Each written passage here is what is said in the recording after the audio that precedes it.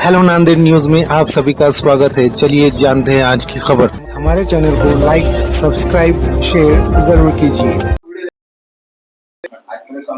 जय शिवराय, जय भीम, बिस्मिल्लाहिर्रहमानिर्रहीम, अल्हम्दुलिल्लाहि रब्बिल आलमीन, इय्याका नअबुदु इय्याका नस्तईन, इन्ना फताना फतहुम मुबीन, अल्लाहुम्मा सल्लि अला सय्यदना शफीआना मुहम्मद व बारिक सल्लिम। साथियों, अल्लाह ताला ने मुझे आप लोगों की खिदमत करने का एक मौका दिया और इस खिदमत को आपकी दुआओं की बहुत बहुत बहुत ज़रूरत है। साथियों, मैं देश जनहित पार्टी के माध्यम से नांदेड़ उत्तर के लिए उम्मीदवारी मैं उम्मीदवारी के लिए खड़े वाला हूँ। साथियों, ख़ास तौर से नांदेड़ में आप लोगों ने पिछले चंद सालों में देखे वाला है कि किस तरीके से महाराष्ट्र की राजनीति एक दूसरे के आरोप और प्रत्यारोप के ऊपर पिछले 5 सालों से चल रही है। साथियों, जिन लोगों को आप लोगों ने चुन के दिया वो आमदार खासदार वो तो बन जाती, मगर बन के आने के बाद गरीब जो जनता है उनके बारे में उनको विसार हो जाता और वो गरीब जनता के जो मूलभूत सुविधा है, उनके बच्चों की पढ़ाई है, उनके घर में कोई अगर बीमार होगा तो उनके दवाखाने हॉस्पिटल का जो प्रॉब्लम है, ये सब चीज़ों को वो लोग भूल जाते। और ख़ास तौर से आमदार खासदार बनने के बाद आप लोगों ने, पूरे नांदेड़ की जनता ने देखा कि उनके गाड़ियों के गिलास भी नीचे नहीं होते। तो साथियों, मैं एक आम आदमी नांदेड़ में एक एजुकेटेड एडवोकेट हूँ और नांदेड़ में कई सालों से मैं राजनीति में भी हूँ और मैं राजनीति से विविध तरीके से मैंने लोगों की समाज सेवा करे वाला हूँ और ज़मीन से जुड़े वाला मैं एक छोटा सा कार्य करता हूँ। साथियों, अल्लाह ताला ने मुझे आप लोगों को खिदमत करने का मौका दिए वाला है। और साथियों, आप लोगों ने पिछले चंद दिनों में देखा कि अलग अलग पार्टियों ने अपने अलग अलग वादे कर रहे। तो आज की डेट में आप लोग ये देख रहे कि कौन अधिकृत है और कौन अधिकृत नहीं है, इसके ऊपर पूरा इलेक्शन लड़ा जा रहा। उत्तर में देखा जाए तो एक कांग्रेस के उम्मीदवार हैं और एक शिवसेना उद्धव बाला साहब ठाकरे इनके एक उम्मीदवार है। तो आप लोग ये देख रहे कि ये दोनों भी उम्मीदवार क्या कर रहे मालूम क्या, एक दूसरे के ऊपर मैं अधिकृत हूँ और मैं अधिकृत हूँ। तो मैं आप लोगों को बताना चाहता हूँ कि अधिकृत का मीनिंग क्या है। अधिकृत यानी कि कौन कायदेशीर है और कौन लीगल है, कौन इलीगल है। तो आज ये पूरे दोनों के जो इलेक्शन चल रहे, एक दूसरे के ऊपर मैं अधिकृत हूँ बोल रहे। तो आप लोगों को मैं बताना चाह रहा हूँ कि आप लोग ये अधिकृत और लीगल और इलीगल इन बातों में बीच में ना पड़े और लोगों ने सीधा सीधा देश जनहित पार्टी के जो उम्मीदवार है एडवोकेट इंजी खान, मुझे आपके जो मूल्यवान है वो वोट दियो। और मैं आप लोगों से वादा कर रहा हूँ कि आपके जो भी समस्याएं रहेंगी मैं उसको जायज़ मकासद को आपके मैं पूरा करूँगा। साथियों, दूसरा आप लोगों ने देखा कि महाविकास जो आघाड़ी है, महाविकास आघाड़ी के उद्धव साहब नांदेड़ में आए और नांदेड़ में आके क्या बोले कि अधिकृत उम्मीदवार हमारे संगीता पाटिल डक है और नाना पटोले सिर्फ 10 मिनट के लिए आए उत्तर में और 10 मिनट के लिए आके क्या करे मालूम क्या, अब्दुल सत्तार हमारे अधिकृत उम्मीदवार है बोल रहे। तो आप पहले तय करो कि तुम्हारी महाविकास आघाड़ी एकजुट है या नहीं है। तो आने वाले दिनों में फिर बाद में से यही चलेगा, हाईकोर्ट में मैटर जाएगा, फिर नांदेड़ में ये सुप्रीम कोर्ट में मैटर जाएगा। तो नांदेड़ की जनता आने वाले 5 सालों में और क्या हो जाएंगी, कंफ्यूज हो जाएंगी कि हमारा विकास कौन करेंगे। तो ये अधिकृत लीगल और इलीगल में नांदेड़ की जनता ने नहीं पढ़ना चाहिए।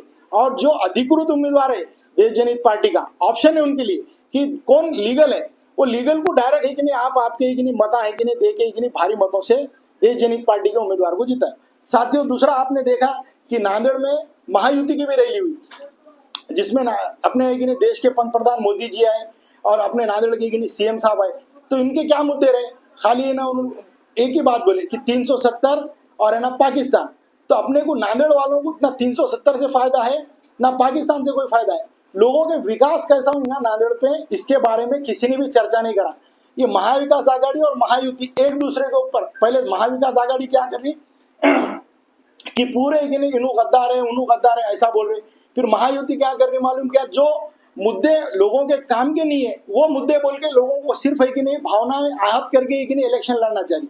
तो ये दोनों भी जो है, ये आज की डेट में जो महाराष्ट्र की जनता है इन दोनों से भी उकताए वाली है। और हर बार की तरह इस बार नए चेहरे को नांदेड़ की जनता है कि नहीं मौका देना चाह रही। तो मेरा आप लोगों से यही निवेदन है कि आप मुझे देश पार्टी को है कि नहीं ये करो।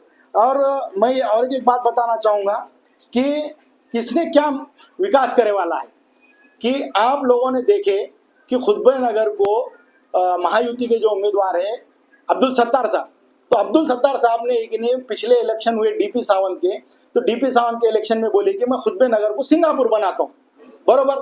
फिर उसके बाद कि नहीं क्या करे मालूम क्या, ये संगीता पाटिल डग जो है महायुति के, इनके नगर सेवक का कार्यकाल है, महिला बाल विकास में इन सभापति रहे वाले, कि आज इन्होंने, मेरा इन दोनों से भी एक सवाल है कि इन्होंने नगर सेवक रहते हुए इनके वार्ड को क्या करे। दोनों भी बोले कि हम वार्ड को ऐसा करेंगे वैसा करेंगे। नगर सेवक रहते हुए इन्होंने कुछ नहीं कर सके, तो इन्होंने आमदार बनने के बाद भी कुछ नहीं करने वाले, सिर्फ एक पोस्ट से बड़ी पोस्ट पे जाने के लिए इन्होंने ना कोशिश में लगे वाले। पिछले 40 साल से इन दोनों से भी कोई कार्रवाई, जनता की कोई कार्रवाई नहीं हुई। और दूसरी बात यह है कि सर अभी जो नांदेड़ के इलेक्शन होने वाले, सबसे पहले आप अगर पूरी जनता देखेंगी तो आप लोग जो है, जो भी हर समाज, तो उनके जो बच्चे हैं उन्होंने आईटी इंजीनियर बने वाले हैं, सिविल इंजीनियर, ये वो अलग अलग भी इंजीनियर बने। मैं नांदेड़ में पिछले 50 साल से एक भी एक नहीं आईटी हब है ना नांदेड़ में नहीं हुआ। तो इस माध्यम से मैं जब जिस दिन एक मैं चुन के आऊंगा तो सबसे पहले मेरे इंजीनियर जो नौजवान तबका आज बेकार घूम रहा, सिर्फ गुंटेवारी के फाइला लेके इंजीनियर बच्चे घूम रहे, हर समाज का बच्चा इंजीनियर बनने वाला, नांदेड़ में कोई रोजगार नहीं है और उनको पुणे में अपने माँ बाप को छोड़ के जाना पड़ रहा। सबसे पहले मैं आने वाले दिनों में आईटी हब नांदेड़ में लेके आऊंगा।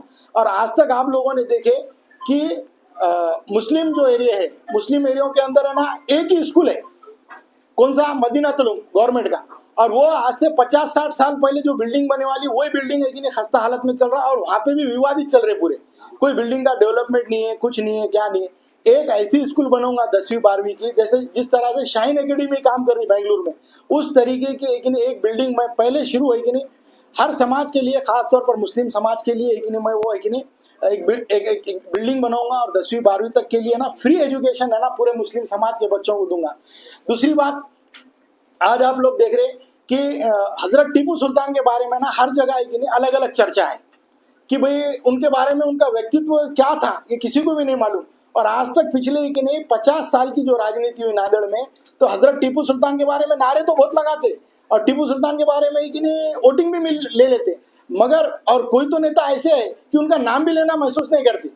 तो मैं आज ये माध्यम से बता रहा हूँ कि उनकी जो शहादत है भारत के अपने एक सरजमीन के लिए, हिंदुस्तान की सरजमीन के लिए कारगर है कि नहीं है, और उनकी एक भूमिका, जैसा कि उन्होंने मिसाइल बनाए, तो आज एपीजे अब्दुल कलाम साहब ने और इंग्लैंड ने भी उनके मिसाइल से ही मिसाइल को तैयार करे वाला। तो ये जो बातें हैं उनके, नांदेड़ में एक ऐसी लाइब्रेरी बनाई जाएंगी कि हजरत टीपू सुल्तान रहमतुल्लाह अलैह के बारे में पूरी मालूमात उसमें दी जाएंगी। तीसरा काम साथियों, मैं नांदेड़ के लोगों के लिए मैं बताना चाह रहा हूँ कि घरकुल का घर पार्शियलिटी से दिया जाता, कि कांग्रेस के नगर सेवक है तो उनको एक नहीं घरकुल का घर मिलेगा, शिवसेना के नहीं मिलेगा, इनको नहीं मिलेगा।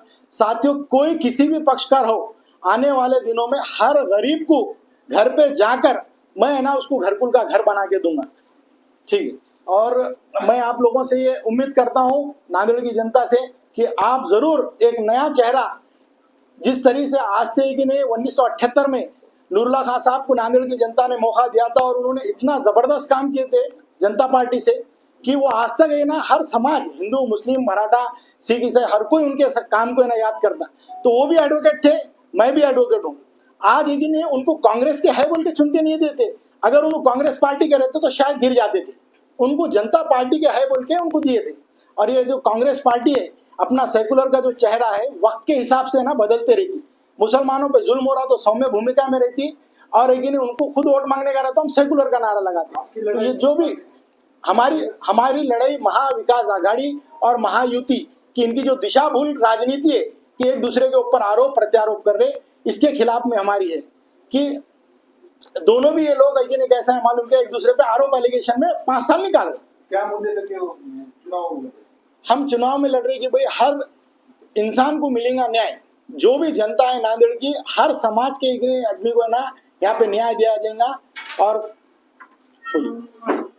ये जो आपकी जो पार्टी है नांदेड़ समेत, जैसा कि आप उम्मीदवार है जनता पार्टी, तो महाराष्ट्र में आप कितने सीटें लड़ा रहे हैं? पूरे महाराष्ट्र में है ना 15 से 20 हमारे सीट है कि नहीं लड़ा रहे हम, और ऐसी जगहों पे लड़ा रहे कि जहाँ पे गरीब, मुस्लिम, दलित मराठा जो आज है कि नहीं आरक्षण के लिए लड़ रहा है जगह जगह पे, तो हम ऐसे जगहों पे है ना हमारे देश जनहित पार्टी के माध्यम से 15 से 16 सीट हम लड़ाए और हमारे को विश्वास है कि हमारी सीट है ना चुन के आएंगी। तो मैं लोगों से यही रिक्वेस्ट कर रहा हूँ कि मैं एडवोकेट एनजी खान आप लोगों से हाथ जोड़ के विनती कर रहा हूँ, हर समाज को, कि मुझे एक नहीं भारी मतों से चुनाव जिताएं और आपके मूल्यवान वोट सिर्फ नए चेहरे को दें।